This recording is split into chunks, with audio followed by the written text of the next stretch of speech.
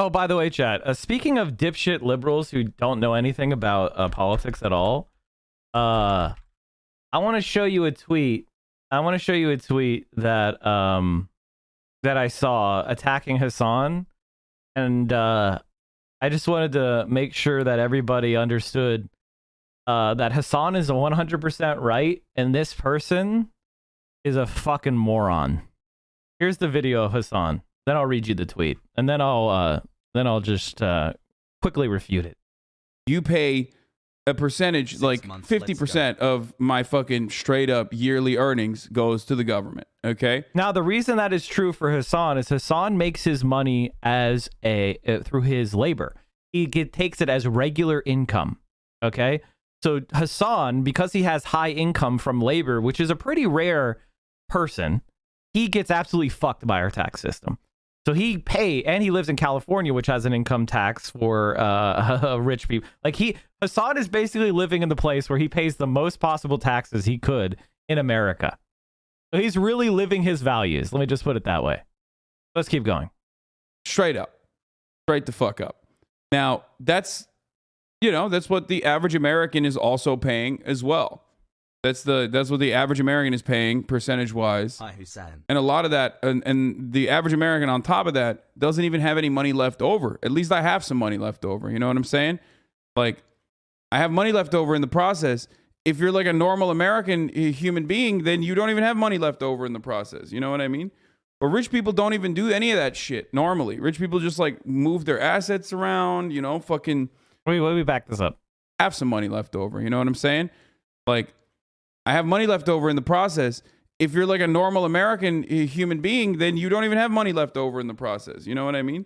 But rich people don't even do any of that shit normally. Rich people just like move their assets around, fucking 50% tax. What the fuck is that? You pay more than in Sweden? Yeah, the wackest part about it is that I pay 50% of my earnings, right? Because I'm in the top tax bracket for California. You pay... And this is the reality. This is the reality. The richest 25 Americans pay less in tax, an average of 15.8% of adjusted gross income than many ordinary workers do. Once you include taxes for Social Security and Medicare, which is exactly what Hasan said. Hasan, and then you have somebody called the Omni liberal. I don't think they're on Twitch. But they said 57% of U.S. households paid zero federal income tax in 2021. Even ordinarily, like 50% of households pay zero federal income tax. Stop listening to streamers, YouTubers, pundits talk about taxes. They have no fucking clue about finance. Now, this person I think is a streamer, so you should definitely not listen to them because they're incredibly stupid. Hasan didn't just say federal income tax. He said taxes, which includes things like Social Security, which includes things like Medicare, which includes things like sales taxes, which includes things like every other type of tax. For example, vice taxes on a pack of cigarettes. He said it as percentage of income. Now, a federal income tax is a specific one of those taxes, but that's not the entire realm of what people pay. And the poor now pay more of their percentage of their income in taxes than the rich do in America. This is the reality. This is the reality. I'm sorry you don't understand. So he tried to do a gotcha. He did a lie. He basically is like, oh, Hasan was just talking about federal income tax. Hasan said he spent 50% of his income in taxes. He didn't talk specifically and only about the federal income tax. The federal tax code is meant to be progressive, and that is the rich pay a steadily higher tax rate on their income as it rises. And ProPublica found, in fact, people earning between $2 million and $5 million a year paid an average of 27.5%, the highest group of any taxpayers. And that's where Hasan is. Hasan is in this group, and he pays the highest tax rate. What a surprise. But that's not the mega super rich. Those are rich people, but they're not the wealthy families that control massive incomes. Above 5% in income, though, tax rates fell. The top 0.001% of taxpayers, 1,400 people who reported income above 69 million, paid 23%. And the 25 very richest people paid even less. The wealthy can reduce their tax bills through the use of charitable donations or by avoiding wage income. He says he pays 37 federal and the rest to Cali, making it a total of around 50%. That sounds about right. Like, that is the actual reality of how this works. Here's another New York Times article, or excuse me, op-ed. Almost a decade ago, Warren Buffett made a claim that would become famous. He said he paid a lower tax rate than his secretary. And here it is, chat. Here it is. This is a chart of the tax rate in our country by income group. Okay? We're going to go back in time. Right? In 1950, here's the total tax rate, federal, state, and local. You can see, now this is what's actually paid. Okay? The top 400 people had to pay 70% of their income in taxes. And as you can see, the sharp change from the 50s and 60s when the wealthy paid vastly higher tax rates than the middle or poor. So even the poorest people pay around almost 20% of their income in taxes. Since then, taxes that hit the wealthiest the hardest, like the estate tax and corporate tax, have plummeted, while tax avoidance has become more common. You can see it. This is the neoliberal wave. What did they do? They cut taxes on the rich. Boom. Boom. Here's a tax cut from Clinton. Is that 97? Here's another one. Here's the Bush tax cut of 2005. President Trump's 2017 tax cut, which was largely a handout to the rich, plays a role too. It helped push the tax rate on the 400 wealthiest households below the rates for almost everyone else. Here it is, chat. They're paying less. And you can see the taxes for the poor have gone up. They're paying almost a quarter. That's the reality. See, if you know what you're talking about, chat, unlike Destiny, the Omni liberal, you know that taxes are not just the federal income tax, but a whole panoply of taxes. Rich people structure their income in a way to avoid paying taxes. Hasan's right. And that's why you should never feel bad for getting a stimulus check. It's your own money. You deserve it. Oh, absolutely. Here you go. Here's the income tax rate wealthy thing. So don't listen to Destiny. He doesn't know what he's talking about on taxes. But he's using, and by the way, this pathetic is a pathetic right-wing talking point where they try to highlight the federal income tax, which is one tax. And many households pay no federal income tax because they're extremely poor. Should we be taxing the extremely poor for almost no money and huge human misery while we leave billions untaxed of the very wealthy who, and this is a concept, chat, called marginal utility.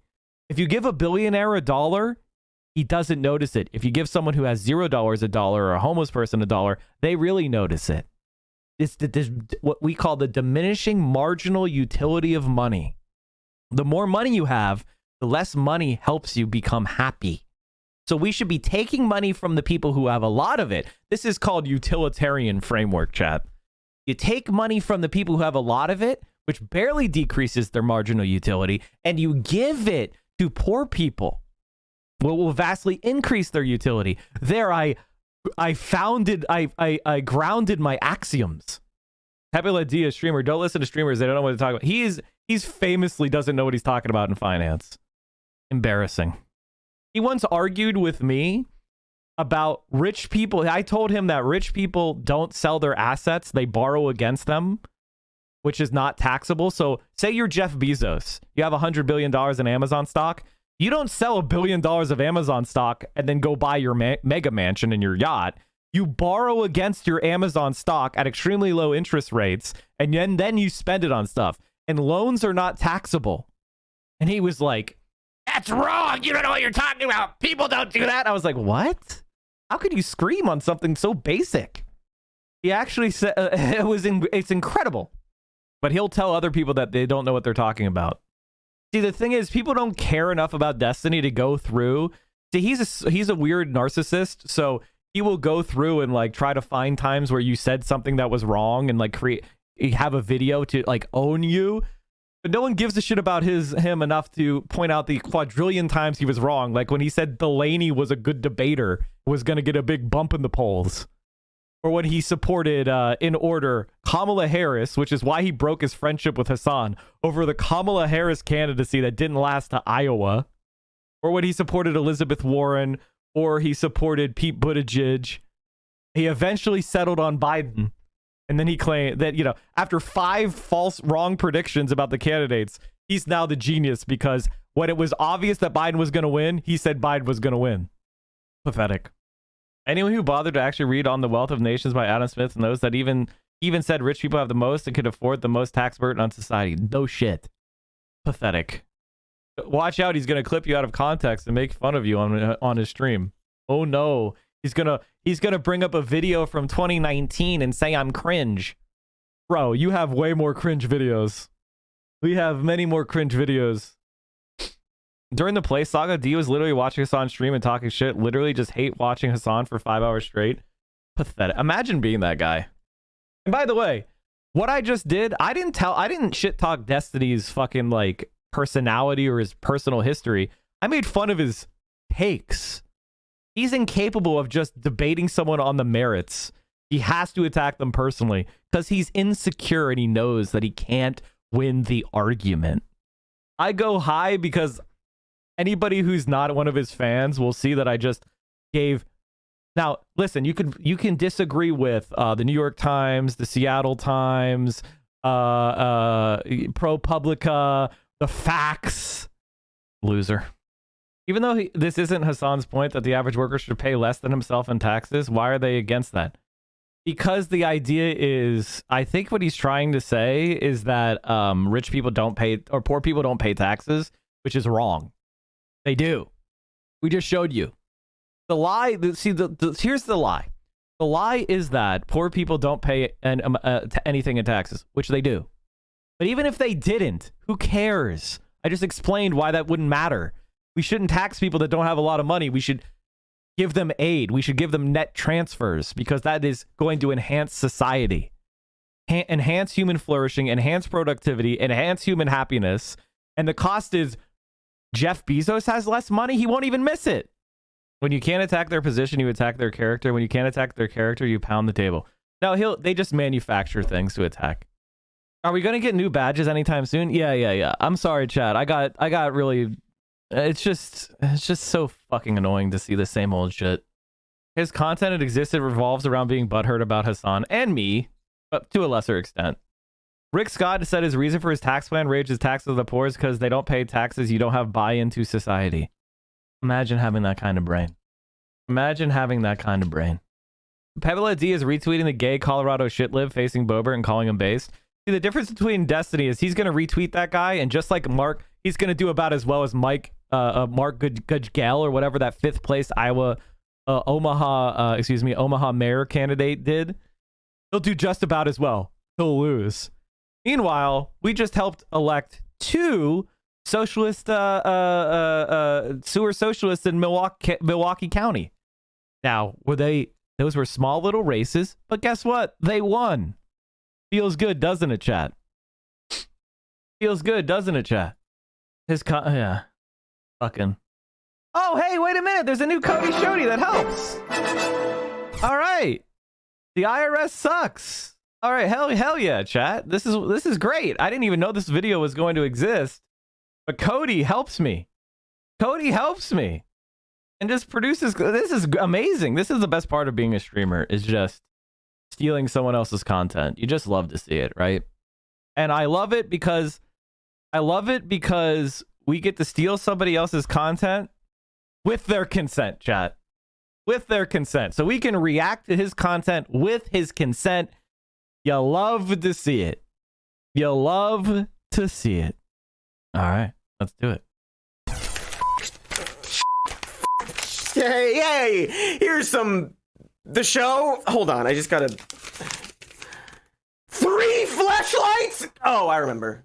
For having sex with. Okay, hi! Sorry, folks, I'm having a whole day. I got some clowns reinstalling my bathroom now. I'm going through the old financials. You know how money is fake and we made it up? Well, I certainly thought so, but it turns out that there's something called the Internal Revenue Service, and boy, they do not agree that money is fake, and I guess they have a lot of questions for me now about my money, and I guess I've been required to fill out these forms about money, these money forms every year, and nobody told me that I had to do that. And so I wrote them back explaining that money was fake, and they didn't seem to accept that viewpoint. And luckily, I have been drawing pictures of all of my purchases for years now, so I'm gonna ball these up and put some twine around them. The IRS likes wads of things, right? I hate it. It's all fake. Like, why are they even coming after me? Look at my haircut! I don't have money! The government must know coming for me isn't going to get them squat. What do they want? My collection of bird paraphernalia? My IKEA knop sofa? My one good sweater from Everlane? Is that what you want, tax man? Okay, well, I guess It's the this is going to be an IRS episode now. Yeah, they want to come after me. Well, I'm going after them. This is war. I'm like John Wick, but with my mouth. I'm going to beat them all off with my mouth unless they accept my wad. All right, here's the show. It's not exactly a fresh take to say that the IRS can eat a mound of dead rats. Nobody likes them, but we can't seem to get rid of them. They're like the Jared Leto of government agencies. And, much like the star of Morbius, the IRS feels vaguely sinister without most people really knowing the details. Like, considering everything we know about the extremely rich and their tax shelters and them Panama Papers, you would think we would be seeing a bunch of high-profile instances of celebrities being dragged away in I know the Morbius memes are going. Is that movie so I guess Marvel is starting to fail, huh? That's like 2 back-to-back bad movies from them, right? They had The Eternals, which was like a huge flop, and then Morbius, right? Are they just flopping like crazy? It's all Sony? Oh, is it Sony? Oh, it was a Sony Marvel movie. Okay. Handcuffs, or at least audited. I mean, dang, beloved superstar Eternals was I watched it on a plane, chat, and I regretted it so much. Absolutely terrible. Emilio Estevez was named in those things. How is Emilio Gate not trending for years after really not at all famous since the 90s? Are you all right? You're saying that Loaded Weapon 1 didn't. You know what? We'll talk about it later.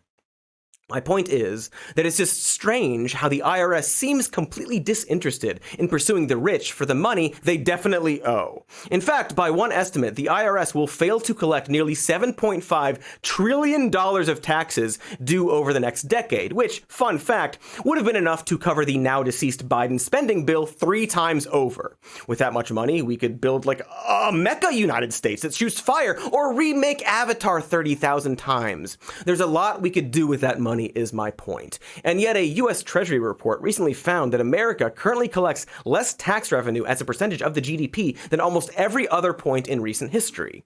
Why is that? Why is the IRS both a nuisance and totally ineffective? How did we get to this point? Also, seriously, why aren't we doing anything about Jared Leto? There's some grim stuff happening with that guy. Anyway, let's start with a bit of history, because it turns out that things that were then affect things that are now. Also, it turns out that the IRS, even in its earliest iterations, has always been a struggle. Our country's first official version of tax collection was founded because of a request by then Secretary of Treasury Alexander Hamilton. That's right, a mediocre rapper and terrible singer came up with the first of several attempts to create a tax system in the US. See, I'm not sure if you realize this, but taxes were sort of a sore spot for us early on. Something about a word that rhymes with taxation. It's not important, I'm sure. And even though this first attempt specifically only targeted whiskey producers, as in a tax on whiskey and nothing else, this almost immediately led to an uprising of violence. The Whiskey Rebellion, great band name, consisted of distillers flat out refusing to pay the taxes, which led to a tax on tax collectors, which led to roughly 700 people showing up at a wealthy tax collector's house and waging war, which led to a 7,000 strong march in Pittsburgh that was met by 12,000 militiamen. Which is a long way of saying that shortly after Thomas Jefferson took over the presidency, he immediately abolished the whiskey tax that proved impossible and dangerous to enforce.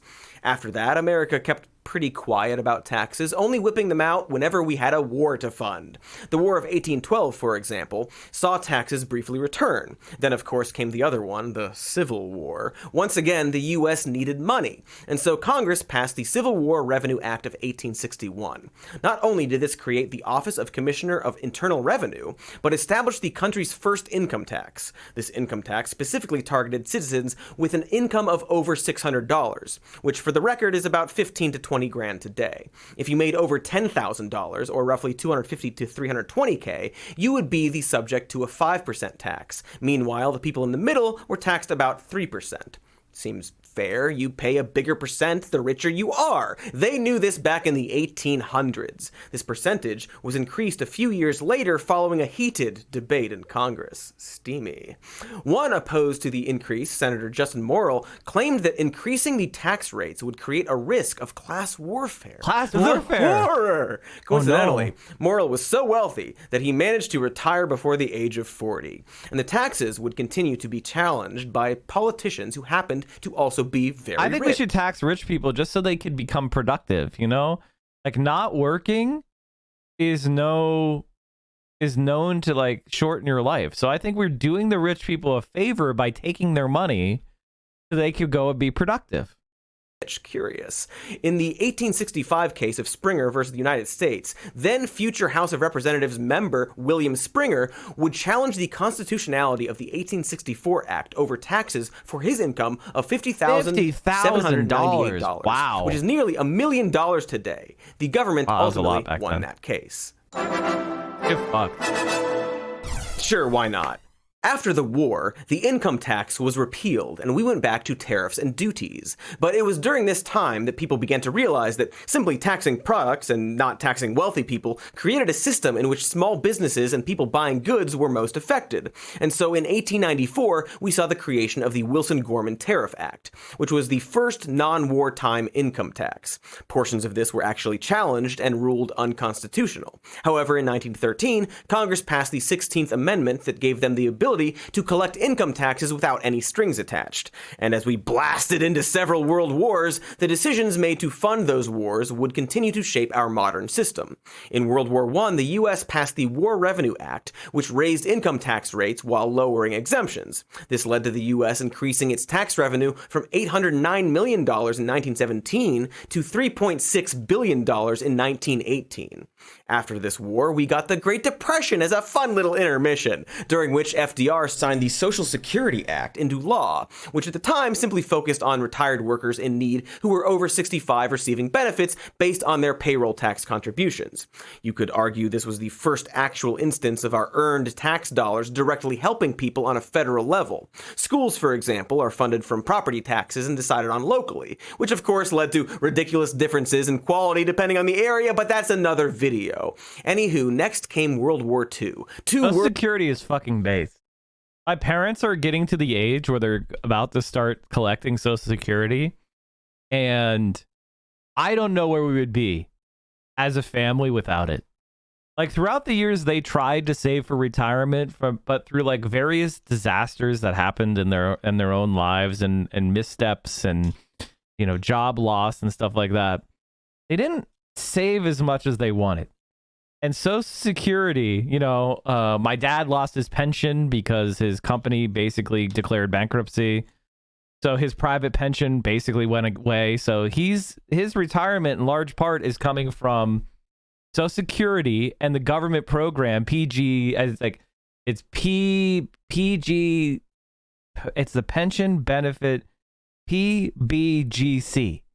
Basically, the federal government comes in and guarantees your pension of all these private pensions that have gone belly up. So government money, government programs are going to keep him out of poverty and keep him having a very solid retirement. World Pretty II based. War, I believe it was called at the time.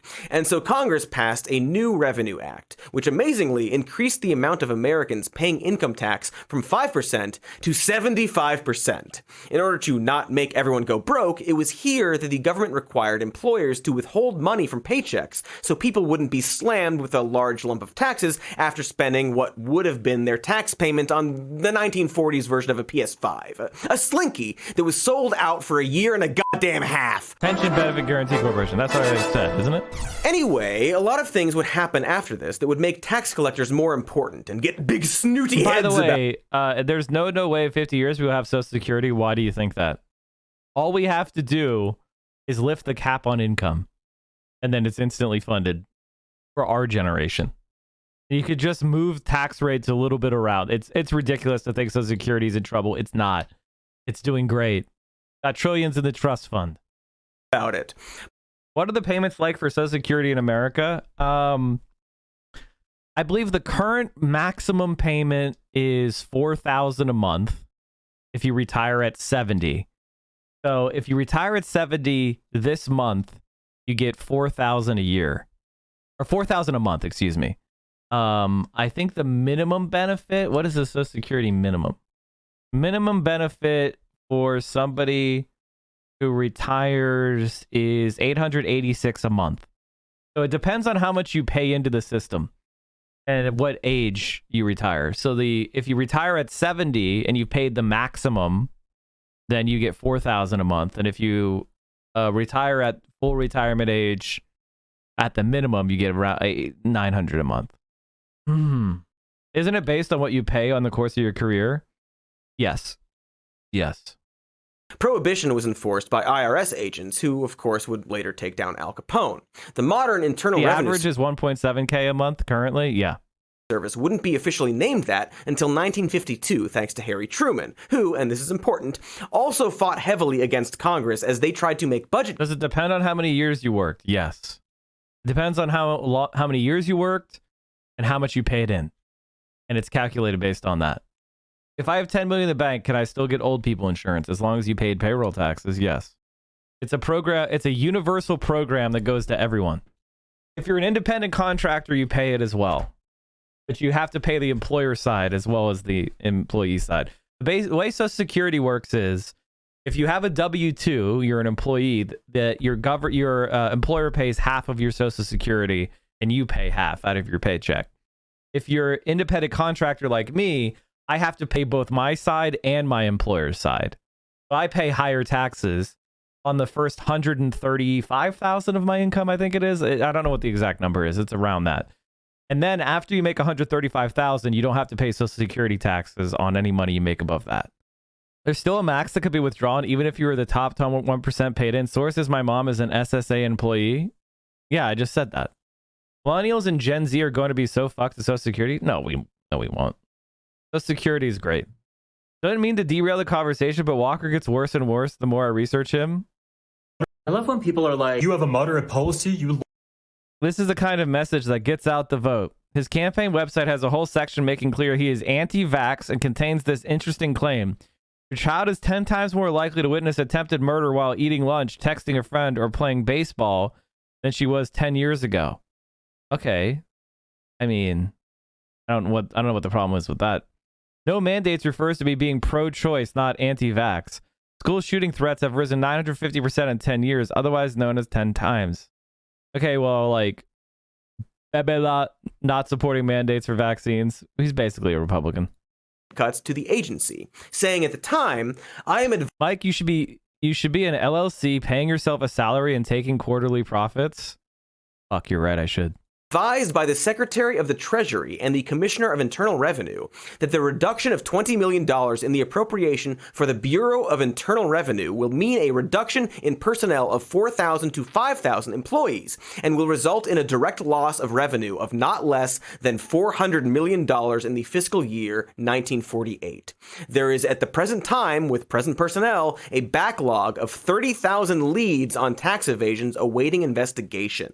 In other words, it was clear in the late 40s that reducing funding to the IRS would actually cost the government more money because it would hurt their ability to collect taxes. It would gunk up a system that at the time was already facing a backlog of cases. And this is where we start seeing the problem. Unfortunately, between this time and today, another thing had to happen. A man named Ronald Dildo Reagan would become the president. And RDR was of course known for the Economic Recovery Act of 1981, something for which Republicans would praise him to this day as a move that brought on economic recovery. Ronald Reagan also signed the largest tax cut in history. He reduced government regulations from Washington. He did. And economic growth exploded. Ah, yes. When Ted Dildo Cruz ran for president, he often talked about wanting to bring us back to Reagan economics. He talked about it all the damn time. But what Mr. Dildo and a lot of the other GOP dildos failed to mention about this point in history is that while yes, in 1981, Reagan passed one of the largest tax cuts in history, this was followed by him raising the taxes 5 times before his presidency ended. Almost once a year, he raised taxes with the Tax Equity and Fiscal Responsibility Act of 1982, Social Security Amendments of 1983, the Deficit Reduction Act of 1984, Tax Reform Act of 1986, and Omnibus Budget Reconciliation Act of 1987. And these adjustments, when you do the math, appear to completely reverse the cuts he initially made. Cuts that, at the time he made them, Reagan framed with the quote, "It is our basic belief that only by reducing the growth of government can we increase the growth of the economy, mommy." Sure, See, thanks there's for a the myth prime. that happened during Trump's sad little term that tax cuts pay for themselves. But it should be noted that even when Reagan made this first big cut, his own people predicted. Debate bros are trying to starting to ask the Republican questions. Okay, hold on, chat. We need a piece of candy. My name is Evan. Assuming that would end global hunger, would you fillet another man?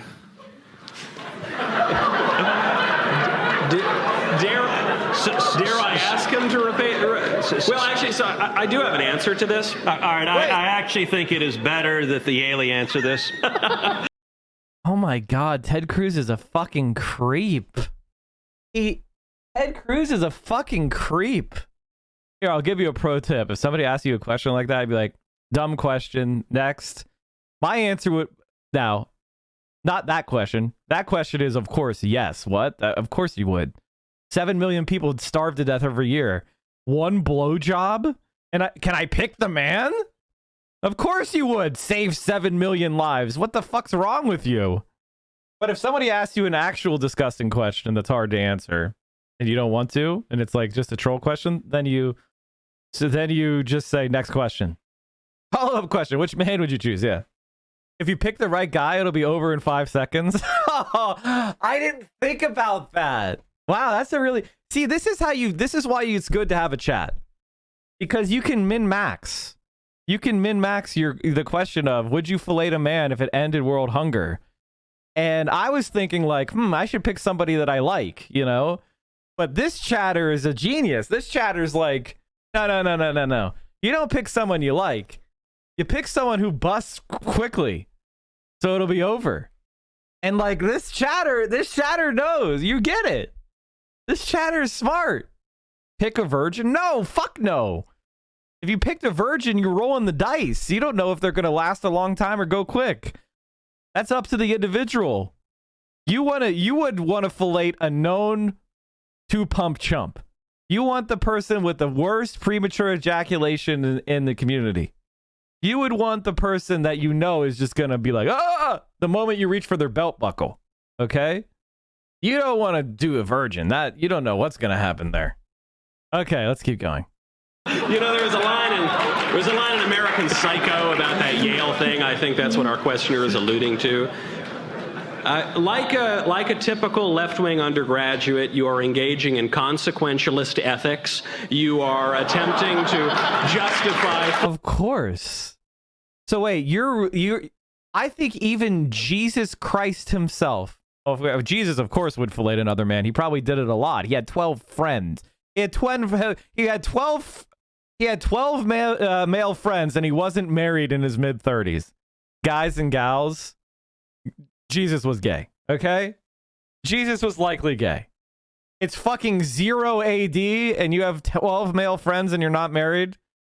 You're gay as hell. They're just apostles. Okay, dude. Okay, dude. And Liberace had a roommate. Okay? Come on, man. Was Jesus a top or a bottom? Jesus was a switch. Jesus was a switch. When he knew drama was coming his way, he threw a big confrontational dinner party. Did you steal that joke? Oh, that's good. That's gay. Yeah, that's a stolen joke. That's a good one. Flagrantly immoral behavior to achieve a good end. And I tell you, my friend... Wait, did you say flagrantly immoral behavior? A blowjob to another man is flagrantly immoral behavior? Give me a break. Give me a fucking break. Pathetic loser. Do not justify the means. Absolutely. Absolutely not. 7 million people starved to death, man. Like, goddamn, that is evil shit right there. I am curious with that young fellow, if it would solve world hunger, would you vote for Donald Trump? Yes. What? Of course you would. But Donald Trump will make world hunger worse. That's why we don't vote for him. The Lord giveth and the Lord taketh away. Definitely a switch. Thank you. Okay, let's move on. Oh man. Like, I love when people are on. My favorite thing about the centrist, that Walker guy, I didn't comment on this, and I really should have. Is like, the people who scream "get off Twitter" are on Twitter the most. Normal people don't think about Twitter. If you find yourself saying "touch grass" or "you're always online," you are always online and you never touch grass. If you're like, Twitter isn't real life, you're on Twitter. And you're coping with the fact that you're unpopular. Ted Cruz was asked about a blowjob and he immediately thought about Trump.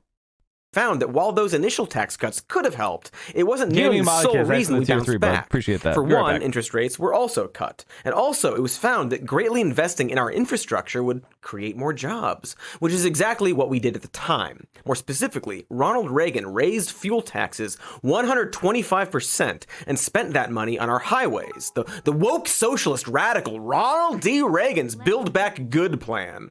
And so, as our economy recovered, Reagan was gradually raising taxes every year. This is all to say that the man who really set the standard for the GOP's belief in tax cuts didn't actually cut taxes, and in fact sure appeared to be wrong in his initial belief on how to grow our economy.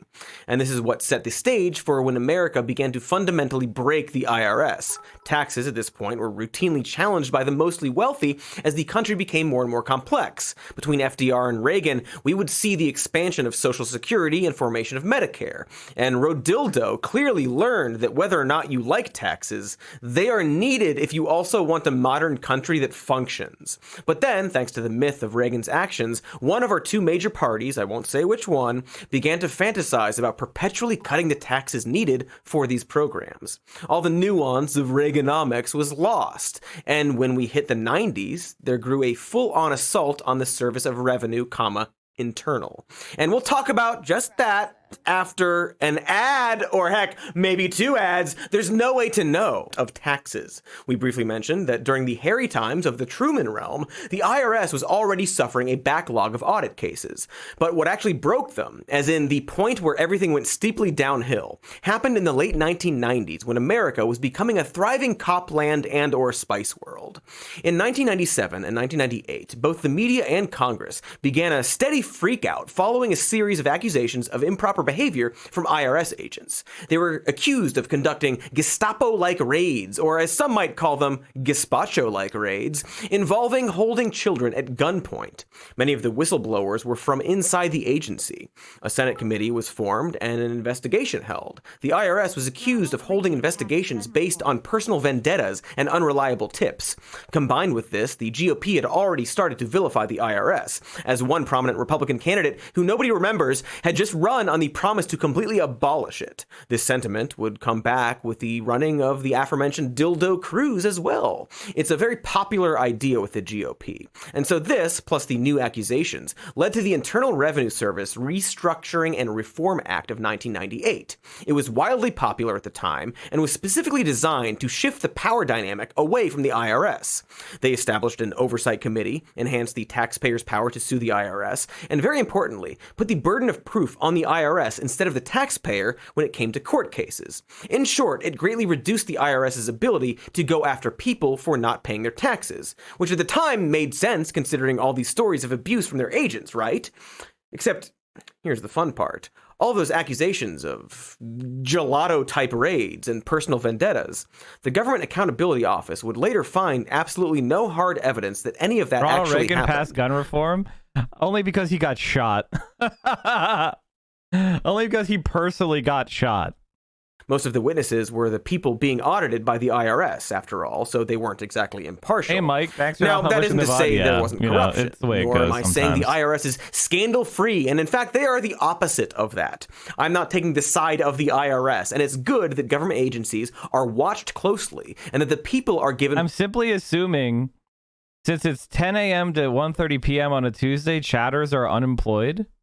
Bro, you're here. Are you unemployed? Are you unemployed? I'm not taking a poll for some DGG fucking dipshit. Oh, no comments, I guess. Oh, well. See, in America, people now work from home. And there's also another thing, and I'm going to let you in on a little secret. It's known as time zones. Guys, everybody who listened to Rush Limbaugh was unemployed because he did noon to 3 every day. But you're like 5 years old and your brain is small. Also, chat, by the way, someone sent a threat to me, but they were too much of a bitch made to do a real threat. They were too bitch made to do a threat. Look at this. How long do you think open communists can walk freely on the streets? I was talking about how the trans competition thing is, trans athletes in sports is fucking worthless. Here's all you need to know about trans athletes in sports. A trans athlete hasn't won a single medal. Trans athletes have been allowed to compete in the Olympics for 20 years and they haven't won one medal. There's almost 500,000 student athletes in the NCAA. That's the collegiate level. They have like maybe one swimmer who did well. There's no such thing as trans people dominating women's sports. It's not true. Imagine being this bitch made. Bitch made. 32 trans athletes have competed in the NCAA out of 500,000. Thanks for that point. Thanks for that, Big L Chunko. What a bitch. It's funny when no names think making a death threat is some sort of big deal. Motherfucker, I've had more death threats than you. It doesn't matter. You don't scare us. You're not scary. You're a little... How long do you think? Bring it, motherfucker. Do it. Oh, no, you're not? You tweeted? Get the fuck out of here. I got banned on Twitter once for saying that I hope that someone that was transphobic would stub their pinky toe. Wow, that's interesting. Did you hear about the Grand Rapids police shooting video that's released today? Oh, no, I didn't hear about that. Priority over authority. This is all a good idea, but this wasn't actually about that. Up to this point, the IRS had been running pretty smoothly and probably didn't need sweeping reform. What this was actually about is a man named Newt. Unfortunately, some people want to make these tax cuts smaller. Did you guys and see use that the guy's money to increase profile welfare tagline? spending. I hate tankies. Oh no, he hates the tankies. The thing is, you know what's funny about tankies?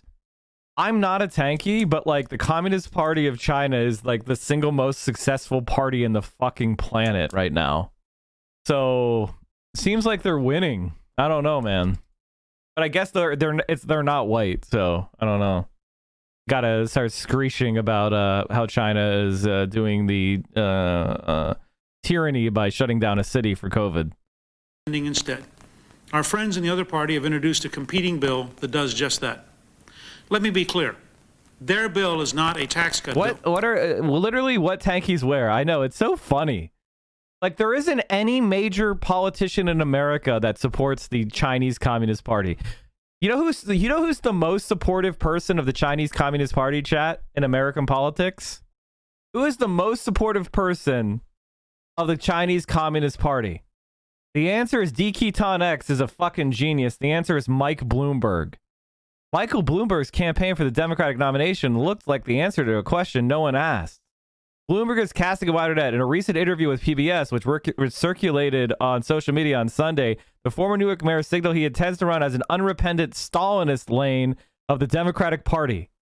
Bloomberg argued that the Chinese Communist Party was ecologically friendly, democratically accountable, and invulnerable to the threat of revolution. This is the biggest tanky in America is a billionaire. China is doing a lot. Yes, they're still building a lot of coal-fired power plants, and they're still burning coal. Yes, they are, but now they're moving plants away from the cities. The Communist Party wants to stay in power in China, and they listen to the public. The public says, I can't breathe the air. Xi Jinping is not a dictator. He has to satisfy his constituents, or he's not going to survive. He's not a dictator? No, he has a constituency to answer to. No government survives without the will of the majority of its people. Michael Bloomberg. You know, that's the tankies. That's the real tanky. It's the centrists. Centrists hate democracy. It is a welfare increase bill. Newt, you see, was the Speaker of the House in the 90s before passing the role off to literal convicted pedophile Dennis Hastert. Newt had spent the first half of that decade rallying against raising taxes for the wealthy and funding welfare programs. In 1993, when the Democrats raised rates for the top 1.2% of income earners, Newt went on the record saying that this would create a recession the next year. And instead, the exact opposite happened. The economy flourished. The deficit went down. The stock market doubled. The widening income gap between the rich and poor was at least stabilized for the moment. Newt was wrong. Not as wrong as his successor, but wrong. And at the time, Newt echoed the Reagan myth that tax cuts somehow would stimulate the economy. I don't know if he knew he was wrong or was just trying to protect the very rich people, which he is also one of. It doesn't really matter. The point here is that Newt Gingrich and the GOP were on tilt when it came to taxing the rich. They were against it, but had no logical way to prove it was actually bad, probably because it wasn't/isn't bad. And so Newt's only hope was to go after the IRS itself. And when that scandal broke, he got his chance and he took it. But that was just the start. What Newt and this investigation did was essentially create more obstacles for the IRS to properly investigate taxpayers. In theory, that would be fine if they had the resources to abide by these new rules. And for the early 2000s, the IRS budget was doing okay. Except that's where the 2010s come in. The 90s of the 2000s, 80s. Specifically, we're talking about... What do you consider a tanky? A tanky would be somebody who literally justifies Stalinist purges, who praises like the deaths of the kulaks, which was a class of yeoman farmers in the Russian Empire. Somebody who denies the famine in Ukraine. Somebody like that would be a tanky. Somebody who is a vociferous supporter of the Chinese Communist Party and never criticizes China ever. That would be probably a modern tanky. But it's basically non-existent in the West. It doesn't exist as an organized political force. There's some random weirdos, but they matter less than any other political tendency. It's just a waste of fucking time. And it's for bitch-made people who complain about... I'm sorry for saying that so many times. I apologize. I don't know why I have that in my head now. So embarrassing. Anyway, it's for people who have no actual, like, reason to exist, and they want to punch left. They just make up tankies. I don't think anyone denies there was a famine. They just deny it was intentional and to starve the Ukrainians into submission. I don't think that would make you a tanky if you're using historical documents to make an argument about a historical event. When Republicans took back the House under Obama... Bitch is a gender term, Mike? Oh, you're right. My goodness, it is. It means female dog. You're right. 2013, the GOP voted to cut the IRS budget by $600 million. Once again, a war was waged. The Obama-appointed commissioner was under constant attacks from the right. And in the span of just 8 years, the IRS budget was slashed by 27%, their staff shrinking by 23%. If you recall from a previous episode we did on the USPS, this is almost the exact same playbook from when the GOP big hand quotes reformed the Post Office in 2007. The Postal Accountability and Enhancement Act made changes seemingly designed to make it possible for the Postal Service to keep within their budget, and then acted like they did something wrong when they began to hemorrhage money, all in the name of stripping down a service especially important to the lower class and turning it over to private companies. And so similarly, we saw the IRS fall apart. Their tax enforcement budget went way down, and investigations into delinquencies went from 2.3 million in 2010 all the way down to 360,000 in 2017. This included a huge reduction of audits for the very rich, as opposed to a way less steep reduction for the poor. And that there is the key. See, up until this point in the video, you might have been wondering what the big deal was. Even though we need taxes to pay for schools and roads and junk, it never feels good to pay them, especially when you can't afford it. So at least emotionally, the idea of abolishing the IRS seems pretty sweet and or rad. After all, that's the entire appeal of the GOP pushing for it. But what it comes down to is that when given all of these restrictions from the 90s and having their budget greatly reduced, what that actually means is that the IRS no longer has the resources to go after the wealthy specifically. They are the ones who can afford accountants and lawyers and complicated schemes to hide their already complicated finances. And so what we're left with is a system that only goes after the people it can afford to audit. Those people being the poor or middle class. And that's not like my opinion, man. A 2021 Treasury report flat out said that the IRS simply doesn't go after the rich because it's too difficult.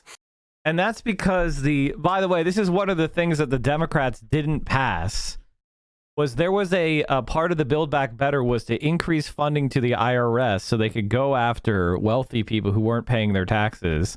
And it was actually going to return, I think it was like they were going to spend they was going to spend a couple billion to get like 50 billion or something. It was a huge return on investment. I'd have to look it up, the exact numbers. Let's just say it profited the government to spend more on the IRS. We're talking big, big money. And they just didn't do it. So the IRS goes after poor people because their tax returns are simple and they don't have representation. And a study by Syracuse University found that since those 2011 cuts, IRS audits of people making over $1 million have gone down 72%, leaving only 2% of all millionaires getting audited.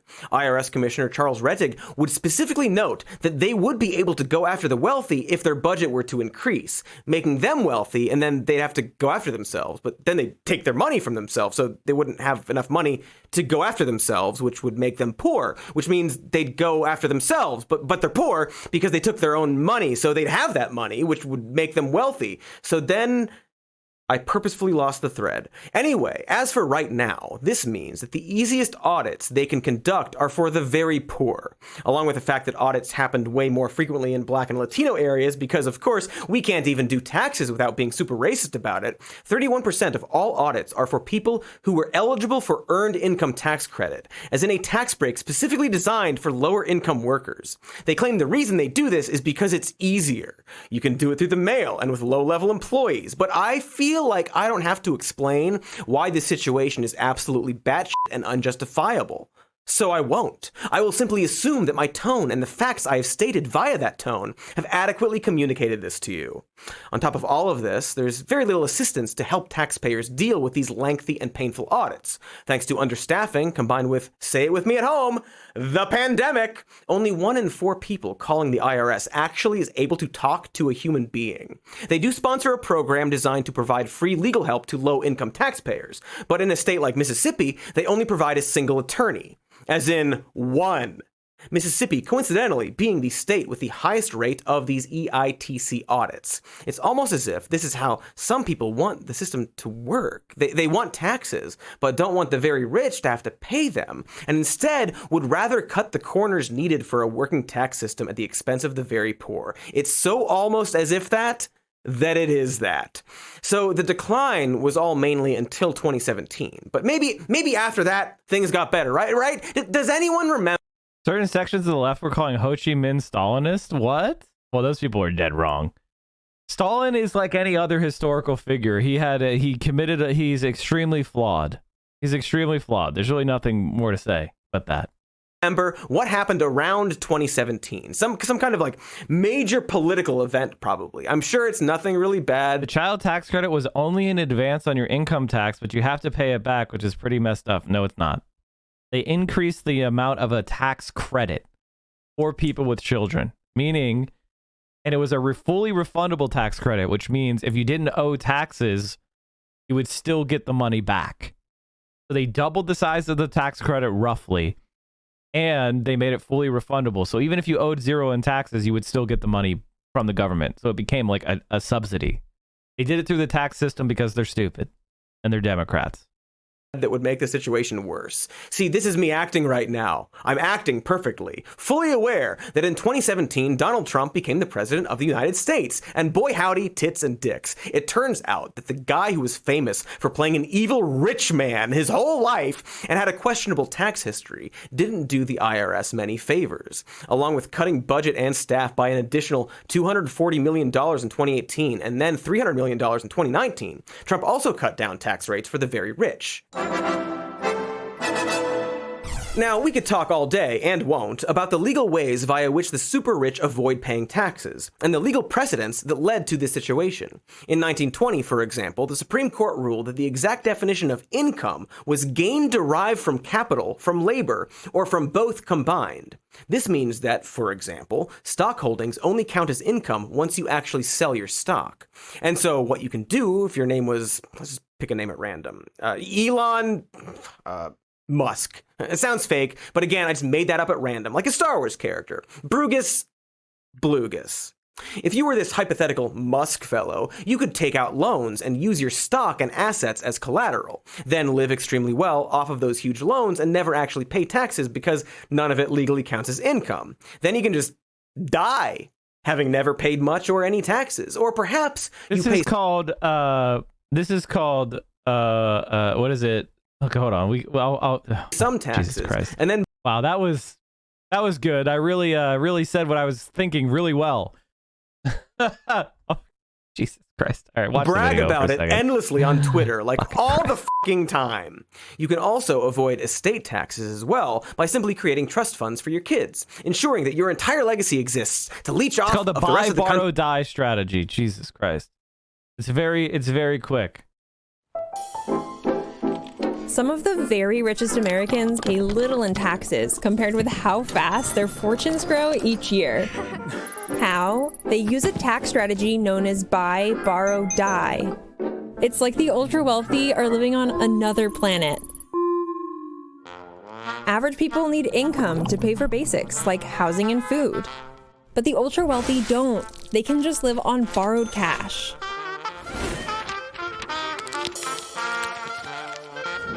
Step 1, buy. The ultra-wealthy buy an asset, or build a company, or inherit a fortune. As long as they don't sell, they owe no taxes. They keep their income as low as possible, since every dollar they earn can be taxed. Step 2, borrow. They borrow against their holdings, and the bank gives them a really good deal. I'll loan you $10 million with only 3% interest. But if you take a $10 million salary from your company, you'll owe almost 37% to the IRS. So the ultra-wealthy use loan money to fund their lifestyles. That's how a billionaire can live the most luxurious life imaginable while reporting little to no taxable income. Step 3, die. When they die, these lucky few often use complicated trusts and philanthropic foundations to avoid the estate tax. And their heirs can inherit stocks and other assets tax-free. A new generation is ultra-wealthy, and the cycle starts all over again.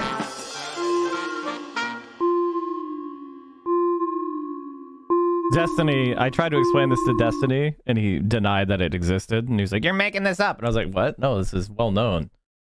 You're just country you live in, while Step and this 3 is seems like much less fun than the first 2 steps. optional, demonizing the poor for being the very least you actually are. Just got here, but didn't Pepe Le D claim you were financially illiterate because he didn't understand this? Yes, he tried to say that I was wrong, and he screamed at the top of his lungs, and I was like, bro, you just don't know what you're talking about. The problem with him is, like, in a debate with somebody like Destiny or any of the debate bros, they can't say, oh, I didn't know that. because that would be optically bad. So they have to scream and posture that you're stupid. And their audience is supposed to like think that they would never do that if they didn't know what they were talking about. So they assume that you're the idiot. Even when you're speaking just something that is obviously true and correct and factual, they'll scream, because if he would have to admit, oh, wait, wow, that's, well, I guess that means that rich people don't pay their fair share of taxes then. Like, yep. He would have to concede the whole argument. So he can't do that. So he's got to scream that you're an idiot. Hope his audience is too lazy. Spoiler alert, they are, to go check it themselves. So that's the plan. Exploit the trust of their audience, say something factually incorrect, and then when they realize they're wrong about shit, instead of going back and correcting themselves and giving you credit, they'll go ahead and do an assassination thing about you, about why you're actually bad and we shouldn't listen to you no matter what. Maybe you can even work tirelessly to squash unions while legally claiming a low-income child tax credit despite being one of the richest people to ever exist. That sounds fun, right? Maybe I can do that with my taxes. Does the audience care about being right? No, they care about optics and the entertainment of blood sports. The year. Is there like a box I can tick off to do that, you know? These are props. Damn it! Anyway, according to a UC Berkeley report, such unrealized gains held through things like stocks amount to $2.7 trillion out of the $4.2 trillion the super wealthy already own. And if you haven't already realized, in order to get them to pay their fair share, it's going to take a lot more than IRS funding. Like, we should definitely fund them more because it will help, but we're mainly talking about huge changes to the way our government works so that these bafflingly legal loopholes could become perhaps maybe not legal. And spank my balls! That was all very bleak. Also, it didn't help me at all with my current situation. Just made my balls hurt. But perhaps we can still find some kind of way to fix all of this. After all, Trump is no longer the president. Maybe that new old guy can do something about it. Or heck, perhaps we'll get moonfalled and won't have to worry about money at all. That would be pretty neat. Like that movie. Help! The moon! It's coming at us! Anyway, I don't know. I guess we should cut to ads. And then we'll come back from ads, and this will all be figured out. Definitely. Hey, fools! Did you know, if anything, with AG, right? Asparagus or vitamin pills, and that's where AG1 comes in. By the way, chat, Pittsburgh Starbucks unionized 20-0. Pittsburgh Starbucks workers vote unanimously to unionize. Now, this is actually a really, really good sign. This is actually a really, really, really good sign because when you have unanimity like this, a strike fucks the company. If it's like closer to 50-50, yeah, that's a win. But if there's a strike action, the store might be able to stay open. The business might be able to operate, you know, with some replacements, with scabs, you know what I mean? But if you get something like this and there's a strike, these stores are, Starbucks is fucked. They can't open their doors. 3 stores in a row. I mean, these stores are winning big. They're winning big. I mean, Starbucks just lost their flagship store in New York City. That's a store that's going to have the most amount of like access to upper management. They still lost. You see, while most nutritional products never evolve, Athletic Greens continues to upside and get more news. AG1. That sounds fucking disgusting. We're back, and I did not figure out my taxes in the few minutes those ads took up. I thought I could because I'm a real good man at smart stuff, but I guess not. So it's time to discuss what we can, if anything at all, actually do to make tax season not a complete punch in the butt. And I guess for starters, it should be acknowledged that if we want roads to drive on and Social Security and health programs like Medicaid and drones, I guess, well, that money has to come from somewhere, at least until we abolish the concept of money. So unless we want to set up a national OnlyFans where other countries see our nudes or something, we have to go with taxes, despite my idea being way sexier. But if we all have to pay taxes, then we should probably design our tax system in a way that pisses everyone off the least. And so when talking about the IRS as an organization, this is really the goal. What can we do to make this unpleasant process easier for people? And just for starters, we super duper absolutely don't need to make the actual process of filing your taxes as complicated as it is. We could make it take 5 minutes to do taxes in this country, and we could change that by next year if we wanted to. We just don't. And you know how I know that? Because literally every other country already does it. Americans spend about 6 billion hours a year collecting the data and filling out the forms. Wow. This is the other thing that's bullshit, Chad. Do you know in Japan, the government does your taxes for you? Did you know that? You get a note card in the mail. Tax done. But the reason why the United States forces you to do your taxes is because people get these predatory loans on their tax return, where basically you file your taxes with say TurboTax or H&R Block, right? And they're like, okay, you're due for a refund of $1,200. And you're like, wow. And they're like, do you want that today? We can give you a check for it today. And you're like, okay. And they're like, okay, you're getting a loan. Here it is. Here's your $1,150. And you're like, what? $1,150? They're like, yeah, this is a income tax return loan. And then literally 3 weeks later, the IRS, instead of wiring you your own money, sends it to TurboTax. Multiply that by 10 million, and now you have a business. They literally just save you a couple weeks on your tax refund. That's a major business in America. Fucking pathetic. We spend $10 billion to H&R Block and other preparers, and on top of that, $2 billion in tax preparation software, which still takes hours of work. It's outrageous, the burden we put on people. And how long does it take to do your income taxes or file your income taxes in some of these countries, if it's so simple? I was in the Netherlands on March 31st, the day before their taxes were due. I was with an executive who makes $200,000 a year, 2 mortgages, a lot of investments. He'd have to fill out 12 forms in America. I said, Michael, how do you pay your taxes? He pops a beer, he goes online, the government's filled in every line. If the numbers look right, he clicks OK, takes 5 minutes. In Japan, you get a postcard from the IRS that says, we think you made this much, we withheld this much, we owe you a refund of that much, we'll put it in your bank on April 1st. Takes 1 minute if you think the numbers are right. And I said to my friend Togo, you know, in America, people spend hours, days filling out these forms. And he said to me, why would anybody want to do that? Okay, I get it, dude. You have friends. But Mr. Popular is extremely correct. America is unique in a lot of terrible ways, but By the way, we this is rarely another thing the Democrats can't do. Imagine a Democratic politician that said, I'm going to make it so you don't have to do your taxes anymore. The government will do your taxes for you. Now, you can check our work if you want, but we're going to do your tax. No more. You're not going to have to fill out any more forms. We'll tell you what you owe. Imagine. But they don't do it because they get lobbyist money from H&R Block. They're that depraved. They're losers. God, I hate the Democrats so much. Talk about is how needlessly complicated our tax system is. Turns out that in other countries, you don't have to try and guess how much you owe every year. You don't have to hire a person or a company, and you don't have to fill out a bunch of forms. In other countries, they just send you a letter Chad, or have message you done your telling taxes you this year? I'm getting a headache right now thinking about it. I've been dreading this day. I have it partially done, but actually like submitting it, no. Do you have savings built up? I always do mine the last few days, and sometimes I've never filed an extension because you have to pay anyway. You have to pay like roughly the amount of money, so it's like fuck this shit. Might as well just do it. I always do mine a few days before, which I guess today I should get a move on and make sure everything's all set.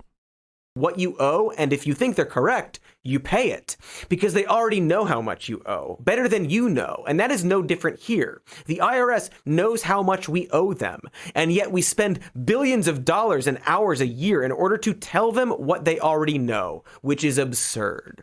So why do we do it? Well, it turns out that there have been proposals for very simple filing options we could do. Here's one from the US Treasury in 2003. It would be called return-free filing and would mean that the government could do the accounting on their side and leave the taxpayer mostly out of the process. And wouldn't you know, that sweeping reform they did back in 1998 actually included a measure to develop a return-free system.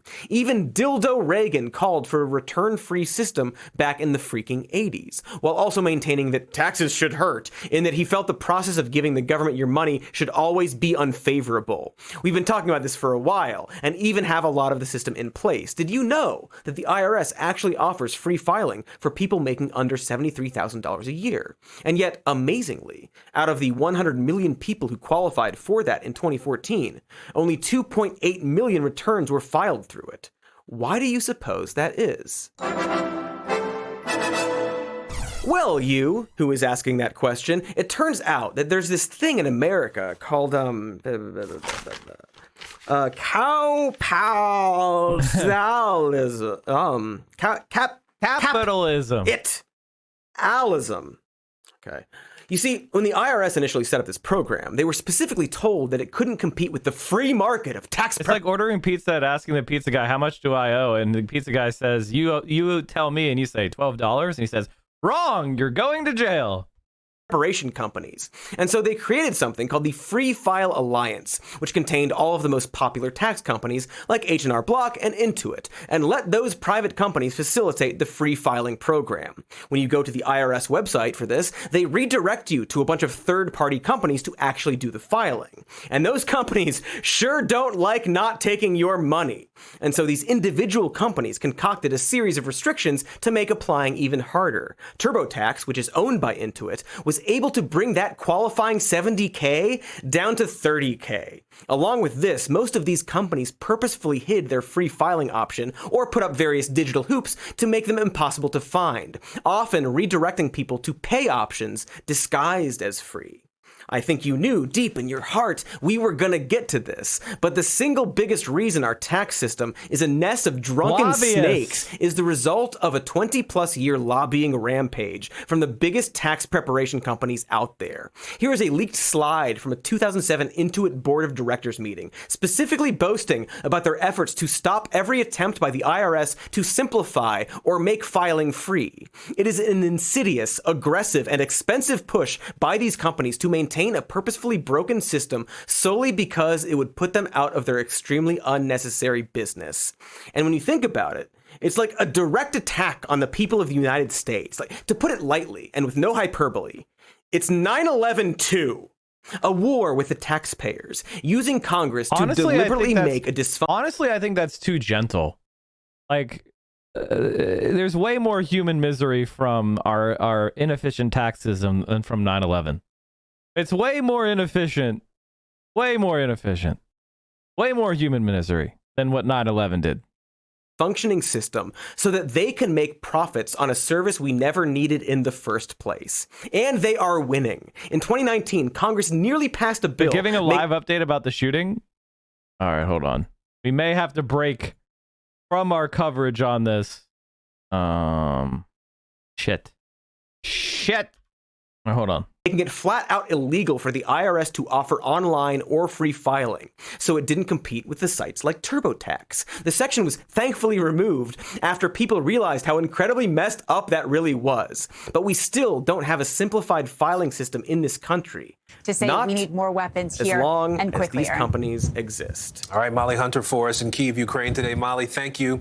I want to bring in NBC News correspondent Josh Letterman for us now at the White House. Josh, if we dig a little deeper into this new military aid package that the administration is preparing, what do we know about it at this point? Okay, well, we know that the White House has been trying to figure out for weeks now what the next tranche of aid. So, chat, we're to Ukraine. We're waiting on the thing. They haven't done an announcement yet. So let's keep watching Cody Shody. Why, giving Louis C.K. a Grammy, silly goat. But one of the big reasons for this situation is that the IRS simply doesn't. Chat, we're 2 subs short of the goal. Who wants to throw 2 subs in there just so the bar is full? Throw 2 subs in there so the bar is at least full. Like, what the fuck? Have the funding to compete with these lobbying efforts. And even with more funding, it's very far down on the list. In fact, our current old guy, Joe Biden, has pledged $80 billion. Thank you, everybody, for doing that. Now the bar is over full. To the IRS in the next 10 years. Kelly 86 with the tier 2, what? 3 tier 3s? Holy shit, folks. Thank you, Kelly, for gifting tier 3s. What the hell? Captain Solenoid. Captain Celluloid, thank you for the gifted subs. Revox, the 2 gifted subs. Seedless, or Seedless 1, thank you for the prime. And Singang Soup for the 5 gifties. And Tempo Dan, the 2. And Little Baby Beef 1. As part of his Build Back Better plan, which, if spent right, could net an additional $700 billion to perhaps $1 trillion money dollars through the increased tax enforcement. Not raising taxes, mind you, just enforcing the... Wow, 1 trillion? 80 billion to beef up the IRS would get 1 trillion. Okay, so I was an order of magnitude off my memory of this. They didn't do it! They didn't do it, chat! They didn't do it! Additional $700 billion. That's not even raising taxes. That's just making people pay the taxes they owe. If you pay your taxes the way you're supposed to, you're a fucking chump, according to Joe Biden. To perhaps $1 trillion money dollars through the increased tax enforcement. Not raising taxes, mind you, just enforcing the taxes that are already there. You know, if that actually went through, which... You know. Meanwhile, the IRS rushed to hire an additional 10,000 workers for this year's tax season. But this is all in an effort to catch up with their backlog of returns. None of this goes towards efforts to reform how we define income or take on tax prep lobbyists. This is all still the IRS digging themselves out of a hole. We're still at the point where our politicians are fighting over whether or not to give the IRS enough money to properly function, let alone attempt to actually reform for the better. There's a guy right now who's proposing a 50% cut of the IRS budget while raising taxes for lower income Americans. It is bleak out there. And again, not the only institution that could be greatly reformed, but is instead stuck having this exact horse dick of a problem. Just last year, a proposal to strengthen IRS enforcement was yanked from the infrastructure bill after the GOP complained, claiming that the IRS didn't need more money and was unfairly targeting conservatives. That's the level of tauntaun shit we are still knee deep inside of. Now, if there's a little ray of sunshine, it's that the desire to fund the IRS is at least gaining some bipartisan support.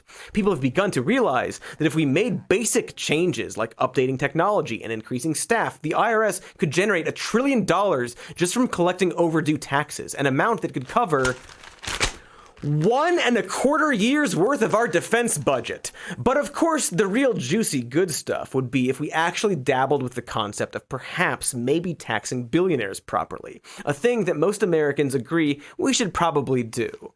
There are a few ways to do that. For example, Senate Finance Committee Chair Ron Wyden pitched an idea to have a billionaire income tax that would apply to taxpayers whose assets amount to more than $1 billion.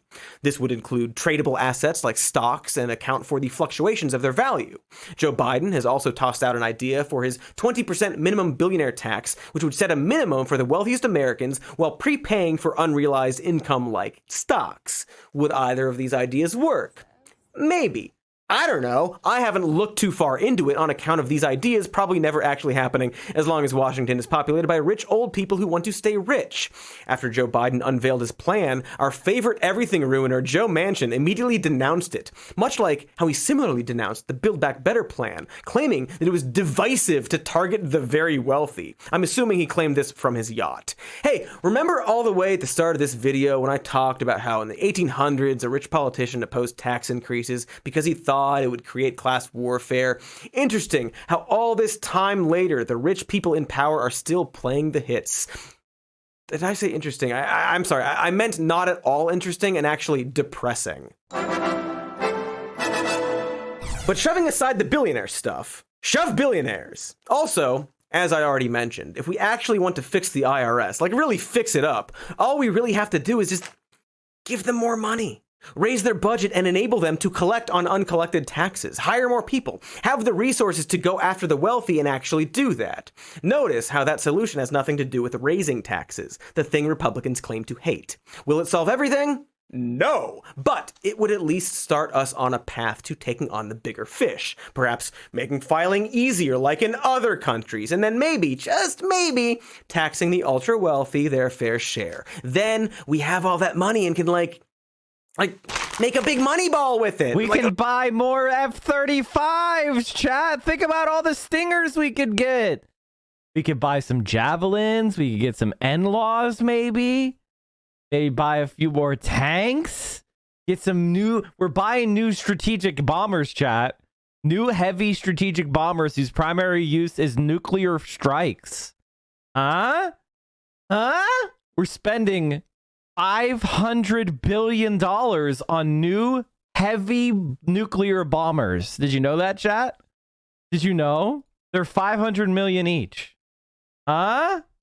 It's called the B-21 Raider. We've talked about it before, but I like to bring it up from time to time in case you forget. The B-21 Raider. Woo! It's a heavy bomber as part of the Long Range Strike Bomber Program. A very long-range, large, heavy payload, stealth, intercontinental, strategic bomber to deliver conventional and thermonuclear weapons. Woo! That's what we need. We need more. We only have the B-1 B Lancer. We only have the Northrop Grumman B-2 Spirit and the Boeing B-52. We only have 3 heavy strategic bombers. We need a 4th. We need a 4th. We need a 4th. They cost $550 million per unit. And we're going to buy 200. Do the math. It really wad it up like the IRS loves so much. And I don't know. We all eat it. What do people do with money? Look, I'm not the money guy, okay? I think I've made that clear. But surely there are good things the government could do with more money from rich people. They could fund universal health care, a thing they don't want to do. Or make schools and roads better. And the thing about those bombers, before we talk about like what we could have done with it, the thing about those strategic bombers is they're not very useful for like close air support or like bombing people like in modern warfare. Like they're not like something you would go and shoot a tank with. They're for like bombing a bridge or an apartment complex or a nuclear bomb. They're not very useful for like, you know, combat. They're there to kill people. It really wad it up like the IRS loves so much. And I don't know. We all eat it. What do people do with money? Look, I'm not the money guy, okay? I think I've made that clear. But surely there are good things the government could do with more money. Money is so fake. So you should just give me your money. It's just fake. It's just a spook in your mind. It's a ghost. It's a phantom. Not very real. So just unburden yourself from the fakeness by giving me your money. It's not very much to ask. Am I right? From rich people. They could fund universal health care, a thing they don't want to do. Or make schools and roads better, a thing they claim to want to do. Or I guess make bombs, a thing they just cannot stop doing. Okay, well, that's kind of a bummer. But, you know, still, I'm sure they'll get sick of making bombs at some point. Months. How fun can it be?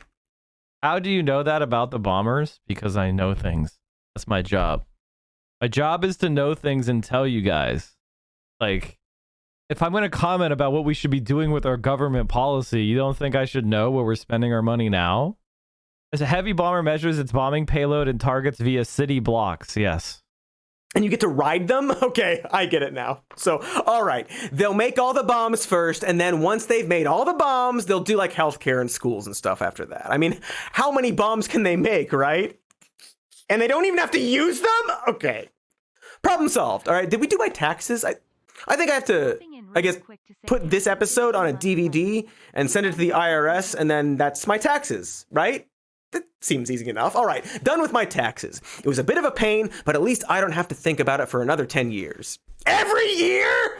I'm not doing that. That is silly. Tell them I'm not doing that. Okay, thanks, Mom.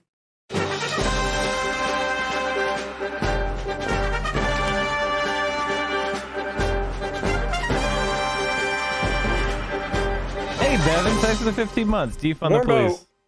Warmbo! We need to talk about some of these purchases. How do you buy more Warmbos? What does that even mean? And that's why I'm returning all of your children to the store. Thanks for watching, everybody. Make sure to like and subscribe and leave a nice comment or a mean one if you're feeling mean today. And we've got a podcast called Even More News you can check out. Everybody, and this show as a podcast. That was really great. We were one of the first people to watch that video, chat. And just to close this topic out, we still don't have the announcement about the suspect, okay? So we'll hop over to the coverage here in a second. I'm going to bring you a vision of the snake. Thank you, SDXXX. So here's something that tax prep companies don't want you to know. You could be filing your taxes for free. We just need a fully funded IRS to make it happen. So let me break it down. Every year when your W-2s and 1099s come in the mail, your employer has already sent a copy to the government. So it's no secret. The government already knows how much you make before you file your taxes. So instead of you're doing all the scrambling and calculating and late nights in April, the IRS could just send you a pre-filled out tax form based on information they already have.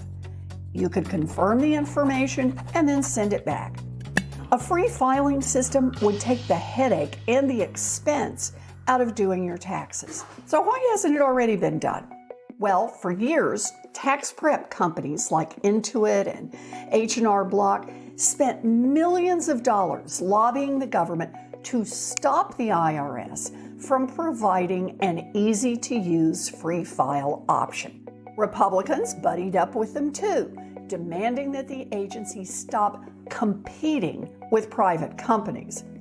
Oh, brother is right. So these corporations brokered a deal that was really good for them, and we need competition in markets in the industry that exists because of the government. What? And this is, by the way, what privatization does. This is what neoliberalism does. It makes government services worse and cost more and waste more time. Red tape really means capitalism. Let's clear the red tape by having the government do it. Really crappy for everybody else. They promised to offer low-income Americans free tax prep software, and in exchange, the IRS wouldn't make a free filing program of its own that would be available for everyone. Well, since then, H&R Block and Intuit have undermined their own free filing options, hiding them from search engine results and using slick design tricks so that customers end up paying more. Because let's be clear, these flimsy free options were never meant to be easy or useful. And the consequence? Americans now spend an estimated $31 billion doing their taxes every year. Tax filing is a multi-billion-dollar industry in the United States. And I hope you're sitting down for this. Free filing has been implemented in just about every other country in the world. The U.S. is way, way behind. But there is hope to turn the tide. The Biden administration is pushing for an $80 billion funding boost to the IRS over the next 10 years. It's not an even playing field. My plan would help solve that. For example, it would give the IRS the resources it needs to keep up with the lawyers and accountants and the super wealthy. Congress has the power to authorize this. The investment would pay for itself 9 times over. And it could help fund many progressive initiatives like childcare, paid family and medical leave, and more. But this is also a chance to overhaul our tax system itself. With proper funding, the agency could join the rest of the world in offering a free, easy-to-use service for all Americans to file their taxes.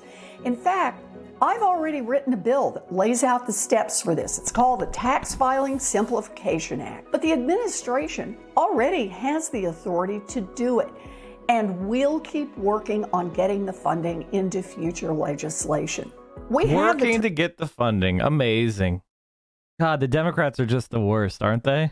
Tools to do this now, and benefits would be huge. We'd be free of the chokehold that the tax prep lobby has had on us for decades. It would save Americans billions of dollars. It would make the process easier for everyone and more equitable for low-income earners. We just need to fight to get it done.